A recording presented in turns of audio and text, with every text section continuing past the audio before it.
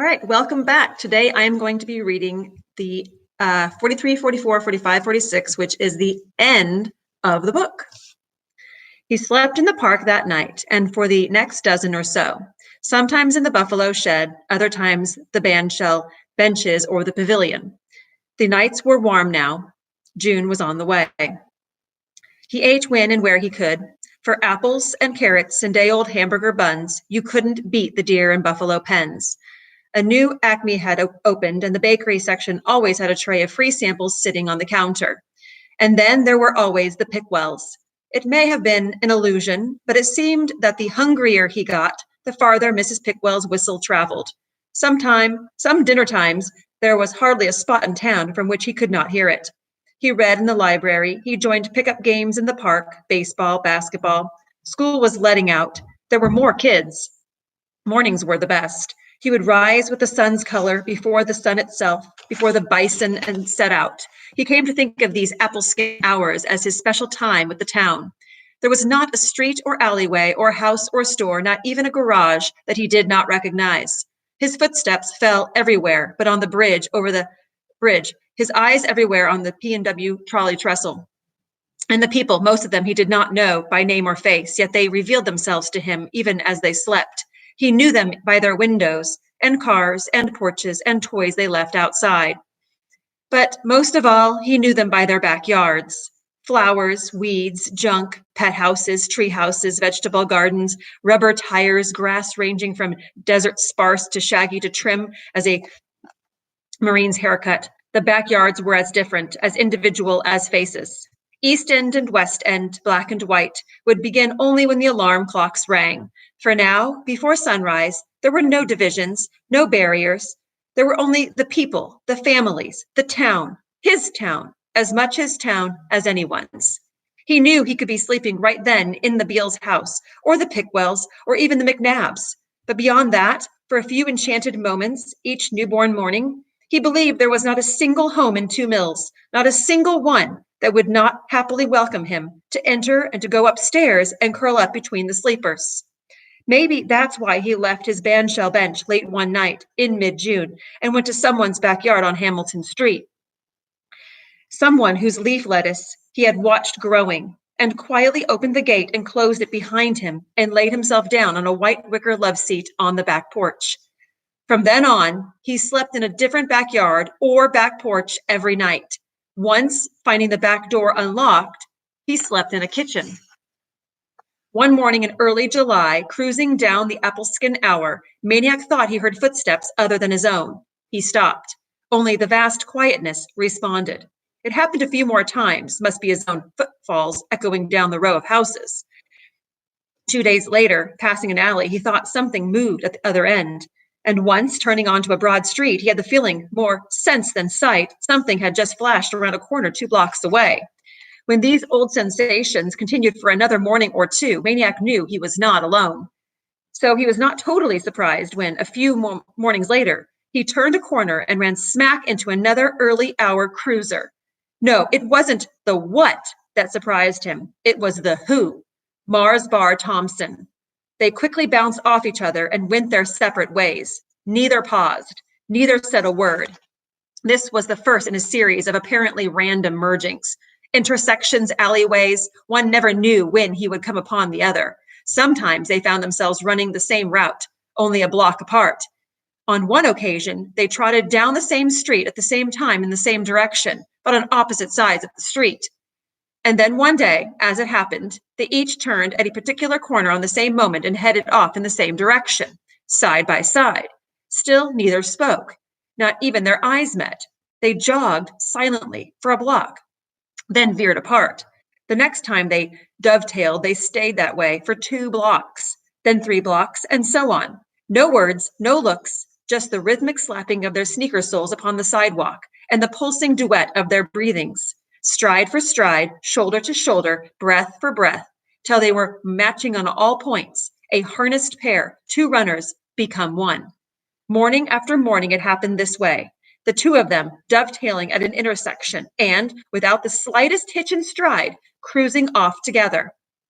Though each face showed no awareness of the other, they were in fact minutely sensitive to each other. If Mars Bar cranked up the pace just a notch, Maniac would pick it up within a stride. If Maniac inched ahead, Mars Bar was there. If one veered to the left or right, the other followed like a shadow. One day, one was the leader, the next, the other. One day, Mars Bar would lead Maniac down the river, down the tracks, past the railroad gondolas, each with its own mountain of coal, to the rolling mill at the steel plant where his father worked. Another day, Maniac would head for the townships, to the north and west, the farmlands of the country, where dew sparkled on spider webs and nature was doing such fresh and wonderful things you could almost hear the long, neat congregations of corn clapping. Amen and amen. When the working people began leaving their houses, the daybreak boys diverged, Mars Bar to the east end, Maniac to whatever. A week passed, a second week. Morning after morning, stride for stride, breath for breath. Never a word, never a glance. Each believing the other simply happened to be going where he was going. They were cruising Main Street one morning, passing the Grand Movie Theater, when Piper McNabb came screaming down the middle of the empty street. He was wild-eyed and crying and soaking wet. His feet were slathered in coal-black mud. He shrieked and babbled at them, but he made no sense, so they just followed as he raced frantically back up the street. As they ran, the belch-like toot of a whistle grew louder and louder. He led them to the corner of Main and Sweet, to where the platform of the P&W trolley terminal hung high above the sidewalk. He burst into the terminal building and up the steps. In a moment, Maniac and Mars Bar were on the platform, gasping and following Piper's pointing finger down the tracks. What they saw pulled the fragments of Piper's babble together. The boys had been playing bombs away. Piper's part was to sail the raft down the river.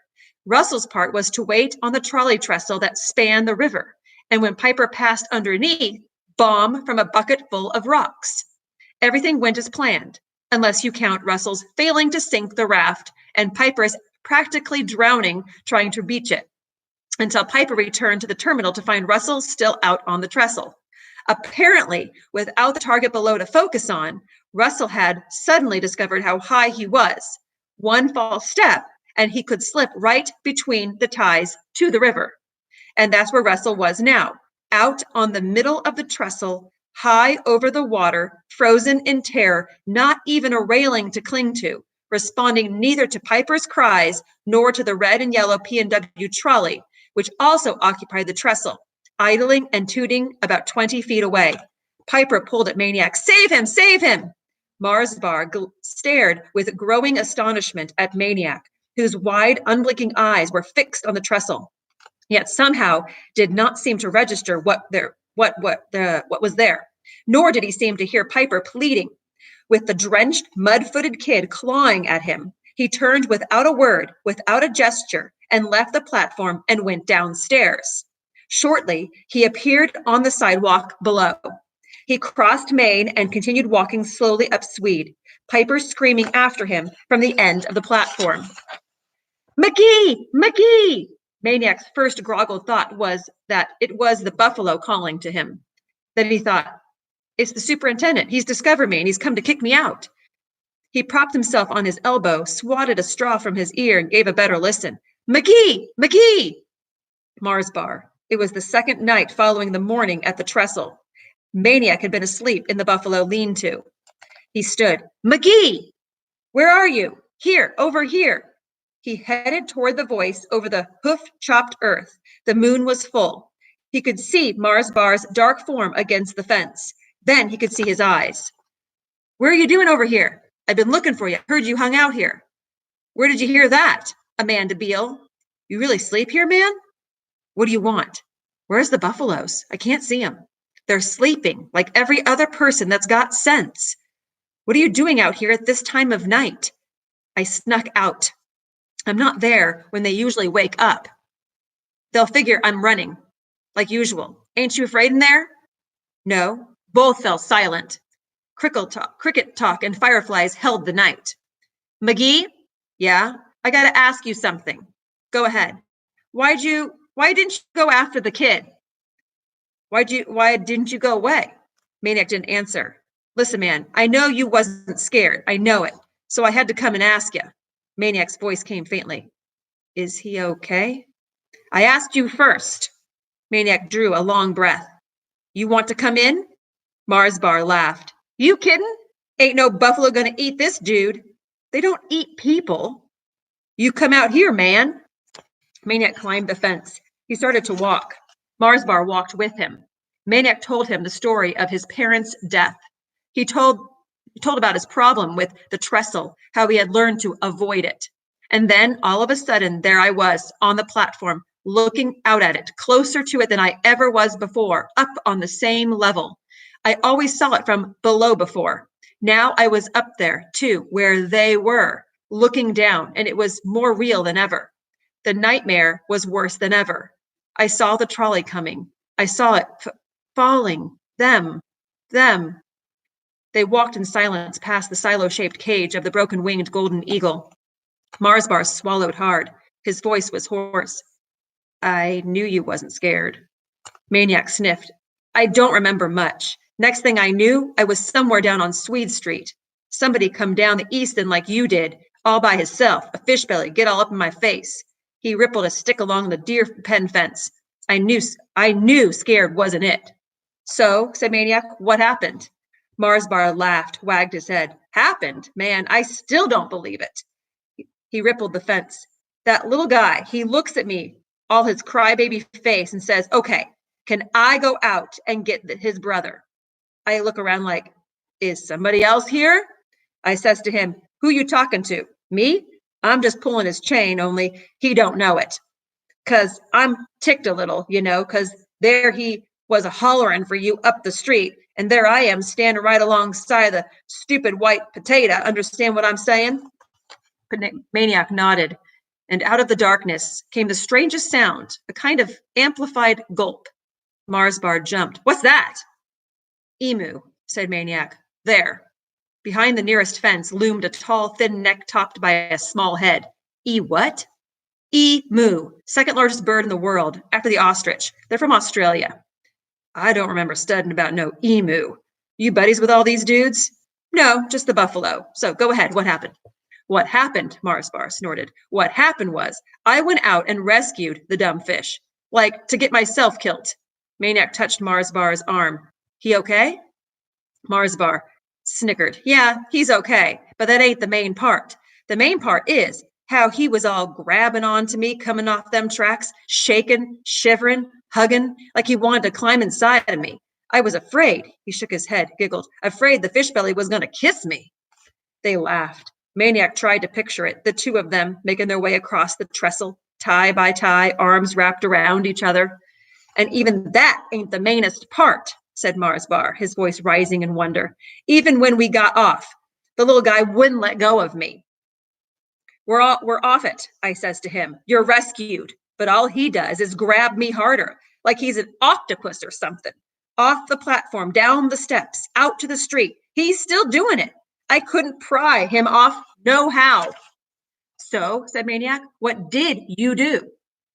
What I do? I took him home. Maniac stopped dead. What?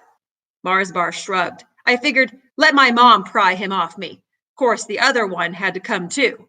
But I made him leave them muddy sneakers outside. He put his nose to a fence. What's in there? I don't see nothing. Prairie Dog Town. They're underground. So what then? So my mother took over. She pried the one off me. And soon she does, he jumps right onto her like an octopus. I go to pull him off, and she gets all mad at me and says, let him go.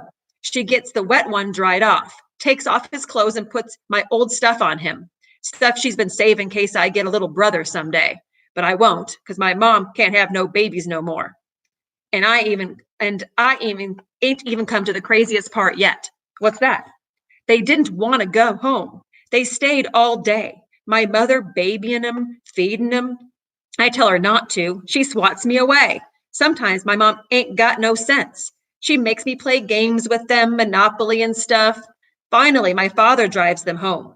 It's after dark. They're getting out of the car, and I know what they say to me. I'm in the car too. He wagged his head. They ask me to come in and play that game of theirs, Rebels. They, beg me. They say, come on, please, if you play with us, we'll let you be white. You believe that? Maniac chuckled. I believe it. They walked on. Magee, yeah? I had to ask you something. Now I got to tell you something. What's that? You smell like a buffalo. Ears of 100 different shapes prickled at the long, loud laughter of the boys.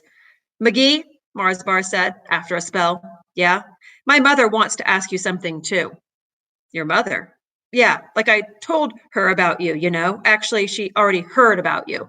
So she wants to know, like, why you don't come to our house. Maniac turned, stared directly at Marsbar. Marsbar looked away. He said nothing more. They walked on, silent among the crickets and fireflies. Having made a full circle of the zoo, they were back at the pen of the American bison. Maniac said, I can't. Why not? Said Marsbar. My house not good enough? My mother? Maniac struggled for words. I didn't say I didn't want to. It's just, I don't know. Things happen. I can't. Look, man, Marsbar snapped, ain't nobody saying come live with us. All she's saying is, you want to come for a little, visit? You want to? Well, come on, you can. That's all. Don't go making no big thing, man. Ain't no big thing. Maniac shuddered. He turned his eyes to the sky, beyond the flickering fireflies to the stars. If there were answers, they were as far away as the constellations. I gotta go, he said, and before Marsbar could react, he was over the fence and hurrying for the lean-to. The teeth of the buffalo clamped firmly upon his ear and lifted his head up from the straw, up from the sleep. Marsbar was right. They do eat people. The buffalo did more than bring great pain to his ear. It spoke to him. Ain't you nice? Ain't you nice? But the voice of the buffalo was the voice of Amanda Beale, and its teeth were her fingers pulling and wrenching his poor ear till he was sitting upright. See that? She snapped and scrambled his brains with a smack to the head. He'd rather. She pulled his ear. There you go, making me say ain't. I have not said that word all year long, and now you go making me so mad. She snatched a handful of straw and flung it at him. I'm sorry, he said. He wondered if he would have better luck sleeping in the emu pen. Can I ask a question? Make it quick, she growled. Except for making you say ain't, what is it that I should be sorry for? What? She screeched. She was standing above him, hands on hips. He didn't need the light of day to feel the look on her face. You're sorry for a whole mess of things, boy. You're sorry because you didn't accept Snicker's invitation to his house. And you're sorry because he came throwing a ball up against my bedroom window and waking me up and telling me I had to get up out of my bed and sneak out of my house in the middle of the night and come out here and do something about all of this. That is why you are sorry, boy. Maniac yawned. Snickers? That's what I'm changing his name to. How bad can you act if everybody's calling you, she said it loud, Snickers? A voice came rasping from the fence. Shut up, girl. Maniac howled with laughter. It struck him that it had been a long time since he had reared back like this, so he just let the laughter carry on as long as it wanted. When he finally settled down, Amanda said, Okay, let's go. Huh? Said Maniac. Let's go. Where? Home. Whose? Mine. Yours. Ours. Come on, I'm sleepy. Oh no, Maniac opened his mouth to speak, to protest, to explain. But there was too much. 100 nights would not be long enough to explain, to make her understand. So he simply said, I can't, and lay back down. In an instant, he was bolt upright again, yanked by a hand that he couldn't believe belonged to a girl. Don't tell me can't. I didn't come all the way out here in my nightshirt and my slippers and climb that fence and almost kill myself so I could hear you tell me can't. She was yelling. Several pens away, Prairie Dog Town stirred. Heads popped into the moonlight. You got it all wrong, Buster. You ain't got, she kicked him. Okay, you do not have a choice. I am not asking you. I am telling you. You are coming home with me, and you are going to sleep in my room, which is going to be your room. And I don't care if you sleep on the floor or the windowsill or what. But you are going to sleep there and not here. And you are going to sleep there tonight and tomorrow night and the night after that and the night after that, and every night, except maybe once in a while if you decide to sleep over at Snicker's house, if he ever asks you again. This is not your home now. Now move. She jerked him to his feet. Applause and a brief whistle came from the fence. Amanda led him by the hand across the muddy, lumpy earth. Boost me, she commanded at the fence. He boosted her. Mars Bar helped her down from the other side. Maniac hesitated, then climbed over himself. They walked through the zoo and down the boulevard, the three of them, Amanda and Mars Bar, Snickers and Maniac, Amanda grumbling all the way. You are more trouble outside the house than in it. Now I'm going to have to throw these slippers away. There's probably buffalo poop all over them. And you better not come within 10 feet of me, boy, till you get a bath. Maniac said nothing. He was quite content to let Amanda do the talking, for he knew that behind her grumbling was all that he had ever wanted. He knew that finally, truly, at long last, someone was calling him home. All right, that's the end of the book. I hope you enjoyed it. Thanks for joining me.